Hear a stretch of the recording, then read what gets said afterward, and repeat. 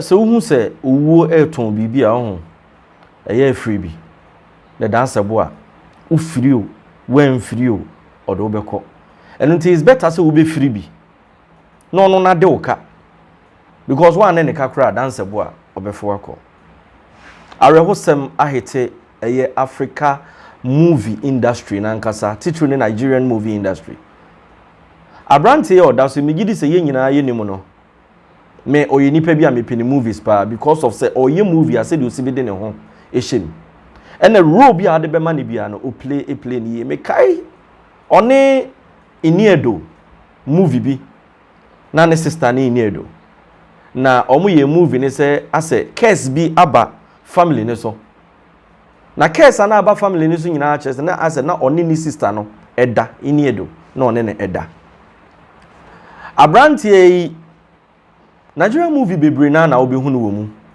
movies ni bebre na otwa both local contemporary movies no chese bibia otwa arehosem asabre abane se abrante akoto nsuo mu a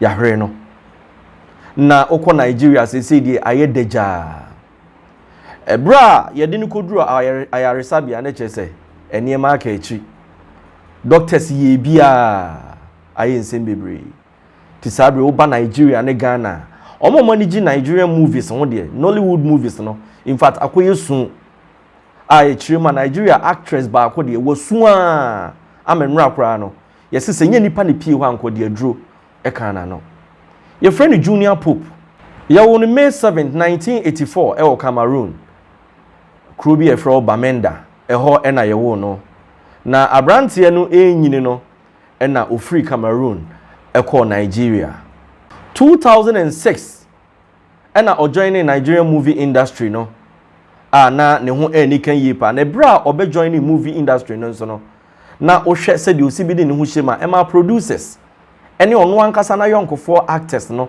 e bepe na sem eno nti movie bia na ebetwa bia no na uhu abrante Junior Pope ewom throughout the career Junior Pope take versatility ewo role bia wo de be ma ne bia no abrante ne na otimi etwa ti se de make na e ma ne ho be ye anika e be ye anije e ma producers nso e bepe na sem pa 2014 eno ware ababawa ye friend Jennifer Awele a chese ono enene nso awo ma in fact wa make family fe na eba ne sen e na branti akohia ne nkwanhia wuyi areho ni nyina ne se movie adwuma oye eno ane nam so amana akohia ne nkwanhia wuo na de ekoba ye nie movie na omu twa ne title no eye The Other Side of Life na director producer no eye Adam Maluk eno ena na omu twa edurumre bi na wo so omu twa bi ewo nsuo so ensu ana omu twa na eye River Niger na eho ena omu kokra brantie ni ye video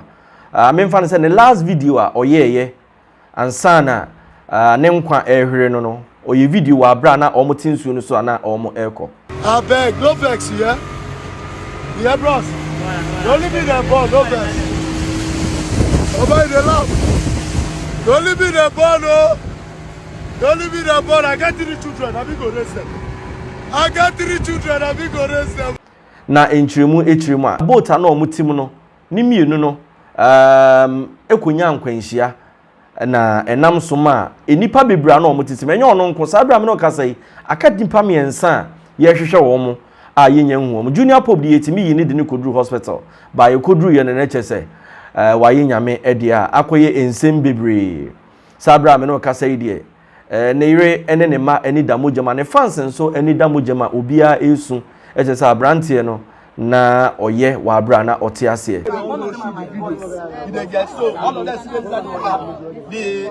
ehun sem bebre na na de bro videos no mamenyi bi emfa enchero kwan ye fa so a abrantie no ehwere ne nkwa take this guy from out from this hospital first get American hospital no bro they say this one cannot handle any situation they will tell you they have but they still giving him injection and not why did they bring this guy to the morgue directly from this eyewitness ana wo ho echire mu sei na ono no echire mu e de echire the boat the guy will be drive the boat where Junior Pope they enter. Yes. The guy no look well.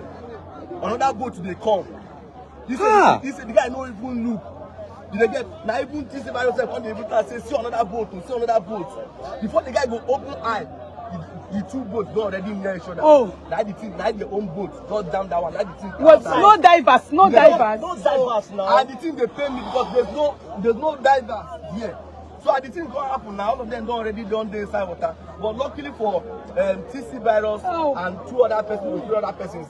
TC virus just rush hold come this side, Mama, go this side. The boat. So other persons can't see hold the rope. Do they get no diver? Another boat from the other side because it's say boat don't capsize, they just rush come. As it just rush come, he already not see CC virus them and other people like this boat don't capsize. Now them between the safe, they stood those ones when they see. So they stood there, they carry them, come out. Now then they come and say other people see them inside the water. So now inside that place, you know, people see them inside the water. So now all of them come go, the boat come go back, may go find them. So unluckily for them, they first bring one guy. I don't know the guy name, but I go play. Is he short? Yes, he black. But he survived. He survived. All of them now, they do video. I bet you can talk with you about that. They bring one first guy. That one now don't die. They bring already died. The video, I go show the video. The guy don't already died. Before they come go back, come go find other persons. So they use the other person they see now, Junior Pope, like they see for the water. So they come carry and come. Whether that they bring that, they don't already die. So as a doctor now, about 3 to 4 persons still inside this water. Hospital a yɛde ne ɛkɔɔyɛ ɛna nipa akofum hɔ a ɛnya asɛm ketewa akora saabri ubia ebusa ne ho atɔ na na ne ho ntɔ no Dr. Babonten na ɔbɛkyerɛ sɛ da bi saabri Junior Pope ayɛ nyame dia areho sempa ɛna ato Nigerian movie industry no Video still alive. Live video still alive. Live video still alive. Live video still alive.